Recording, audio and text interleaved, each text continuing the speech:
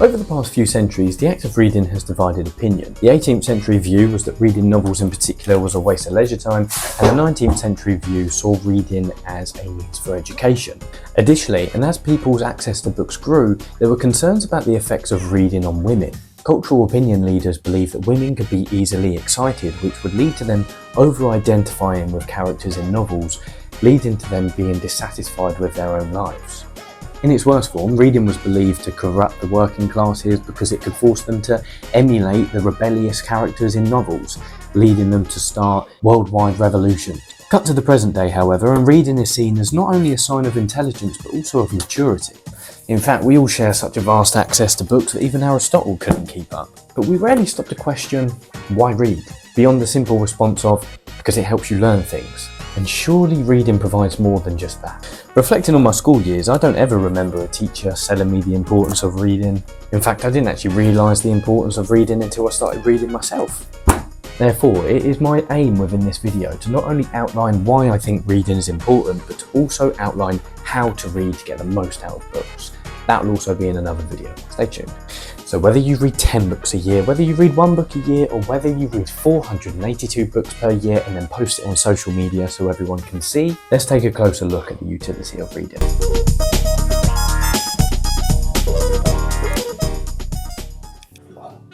So, why is reading important? Scratching the surface of the issue, we could say that reading allows you to learn things. But to delve deeper, I believe reading allows you to enter the mind of another person, perhaps deceased and who lived centuries ago, and to inhabit their mode of thought. It allows you to see the world from a completely different point of view, thus challenging what you once thought to be true, whilst inviting you into a realm of new opportunities. A great book will destroy your worldview, only to rebuild it better, revamped and anew.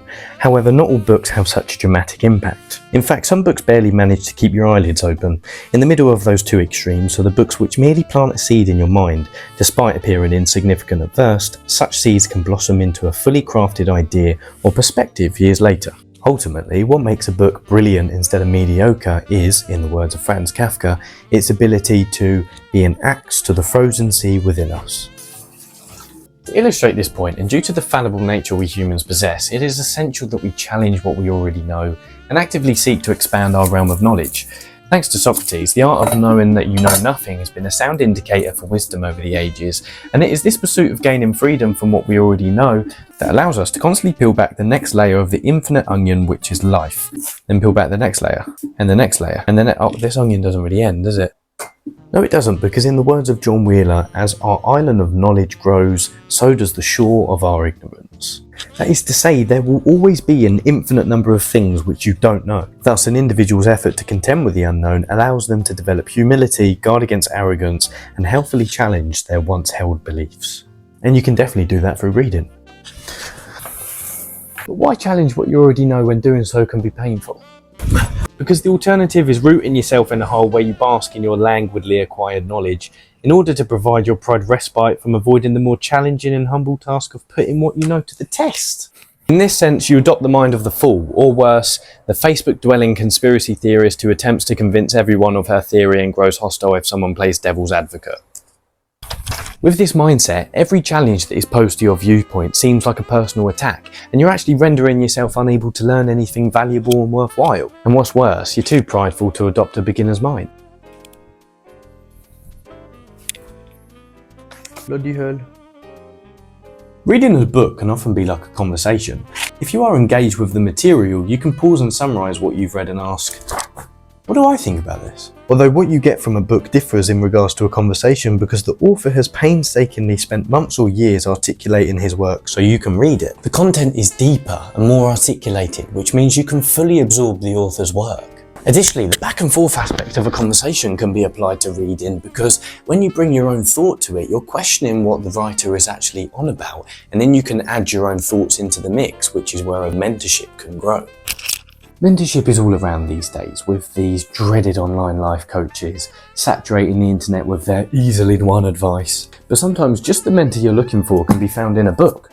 And although the type of mentorship you would get from a one-on-one interaction in real life versus a book differs a little bit, You can get mentorship from people who were around way before you and who lived completely different or very similar lives to your own. In his book Mastery, Robert Greene emphasises the importance of finding a mentor in order to aid you in whatever career path you're developing, whatever skill you're trying to master, or whatever endeavour you're entering towards. A mentor is a person with a vast amount of experience in an industry or area you're looking to develop in, who can benefit you and guide you in the right directions, saving you time and needless failure, where you can learn from their mistakes and move and maneuver within their guidance. Much like a loving parent or a really good sports coach, a mentor will give you tough love and critical guidance in order to steer you in the right direction. But if your circumstances are limited or you're not actually able to go out and find a physical mentor in real life, then Robert Greene says you can substitute that with mentors from books. If you're seeking a mentor through books, you can find numerous and the options are varied.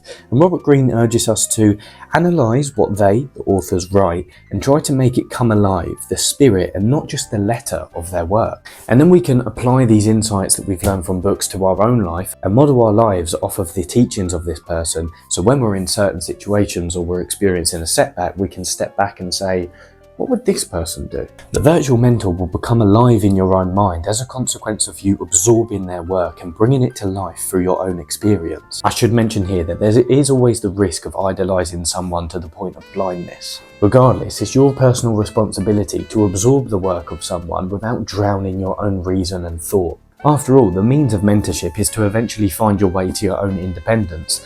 And as the Spanish would say, me sur cuchillada, to the master goes the knife. You know, I've sought many mentors from books myself, whether it's Jordan Peterson, Robert Greene himself, Ryan Holiday, Alan Watts, whoever it is, because the thing is, life is a bit too short to make all of the mistakes on your own, so fuck it, why not learn from other people? And the last thing, reading is the birthplace of knowledge, and it is also the catalyst for knowledge to become wisdom. It is often said that knowledge is power, but I think wisdom is better. Knowledge and wisdom differ in regards to their use. Knowledge can be the storing of facts or ideas, whereas wisdom is the actualization of this knowledge into experience. The prime example of these two differences can be experienced in school. The common argument that rebellious teenagers have against mathematics, and any subject they don't like for that matter, is, when will I actually need to remember Pythagoras' theorem in real life? Fair point. In my experience, I don't think I ever heard a maths teacher respond to this question. My guess is that they already know the futility of learning such things unless you actually wanted to be a mathematician.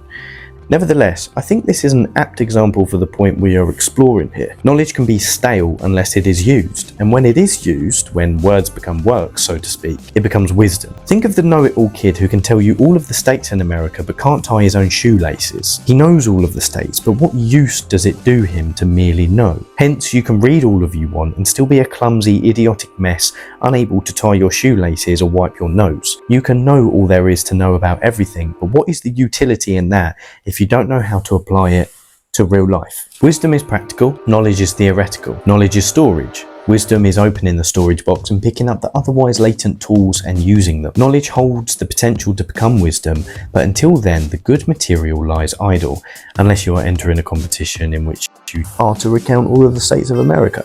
To illustrate, knowledge is knowing how certain foods affect your health. Wisdom is using this knowledge to adapt your diet. Knowledge is understanding what a riptide is. Wisdom is using this knowledge to judge whether today is a good day for open water swimming or surfing. As a caveat, I don't think wisdom always has to involve doing something per se, as there are of course times in life when doing nothing is the wisest option. I would also consider it wise to practice shifting one's viewpoint or intentionally challenging one's perspective. Nonetheless, and now we have explored the utility of reading, let's explore how you can read to get the most out of books.